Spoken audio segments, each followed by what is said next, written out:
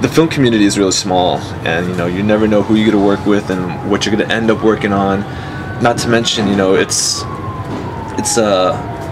like you could tell these little stories, you know what I mean, from beginning to end, and they're short, but they're like, when you get to look back at your work, you're like, I get to play this character, I get to play this one for a little bit. It helps you as an actor because you get to stretch yourself, you know what I mean, and it feels complete. It doesn't feel like you're just doing something small and inconsequential. It feels like a film. Yeah. And you know, when you step on a big set, it's the same exact thing. All the components are the same, you know, all the different departments are the same, so you get really comfortable, you know. And I noticed that the first day I was on Friends with Benefits, you know, which was a studio film. Like, it was huge and tons of people, but I felt really comfortable, you know, because I'd been on similar things. You realize filmmaking is just the different departments. Yeah, and you recognize what those are really quickly. Megan Lee was like really young. You know Megan? She's the singer. She's in LA Coffin School. I just did. She's like a YouTube sensation singer, right? Kind of doing a lot of films lately and commercials. Her mom was my translator, right? So I had to speak Korean for this part.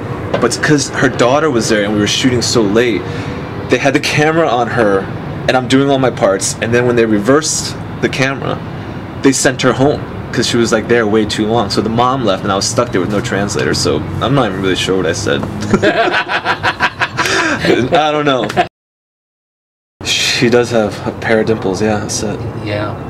I bet she gets... She turns a lot of heads, doesn't she? She's I more hope not. popular than you. Well, you know what I mean. She is, alright, she's more talented, she's better looking. What else do you want? I'm really working hard right now in my career to not be known as Chase's dad. That's my new motivation. That's her first film, though, right? Well, it is. Is she going to do more now? I don't really know. That was written for us. We've done a couple commercials together. She works.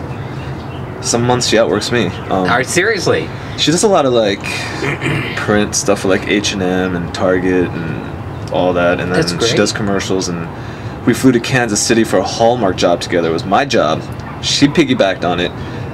I'm on the job, and I literally turned to her because we're no longer like father-daughter. We're like colleagues traveling. And I'm like, this is the worst travel trip I've ever been on because it's 8 p.m. and I'm in bed in my hotel watching Shrek Forever. I'm like, I should be at the bar spending my per diem. But that's gonna be a story I'm gonna bring up forever with her. She's a lot of fun. That when we were doing Mother, she would like bounce around, tons of energy. They'd come in for the blocking rehearsal. She'd listen, do the take, boom, and out. She'd be bouncing around. This year's been a few features, and that's my first studio film, and it's different. I mean, I didn't even know who the first AD was, and we were overtime big, you know, and there's 300 people, so you realize there's a lot of money, you know, when no one's pushing along and no one's, you know, stressed out. It's kind of strange feeling, you know, because, you know, the smaller the budget gets, the more pressure there is to make your day. Yeah. You know what I mean? But that was an awesome experience. And at lunch, you know, we had Mexican food. Of course, we had a 5-piece mariachi band playing for us. It sucked at 4 in the morning, but yeah, it was cool. I'm one of Ron's characters, like, you know, flunkies, you know, but I'm kind of, the way they set up is that I'm related, like I'm a nephew, got the job, thinks he's really tough, you know, because he carries a gun, but he's not, and I'm the one that actually weasels out and sells everybody out, so I kind of tie both ends together. But I'm also kind of the comic relief because I'm chasing Jason's character throughout the entire film. You know what I mean? I'm always there with the gun, whatever it is, but I get beat up in every single scene. And I don't die. I get shot, I get beat up, I'm back. I get shot, I get beat up, I'm back. You're not established dead, yeah. And even in the end, I get shot in the stomach, but I'm like, not established as dead. So, from what everyone was telling me, it was a good part, and people enjoyed.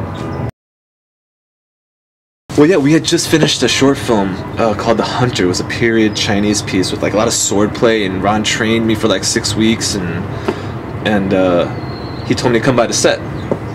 And I met David Wren, and then I left the set, and then I had a phone call. I was like, you're in the film. And it was a small part. It literally was like one day you know, 4 or 5 lines, but that turned into an entire week and a half of pickups. Like, they used my character in the pickups to expand the story and tie it all in. So, you know,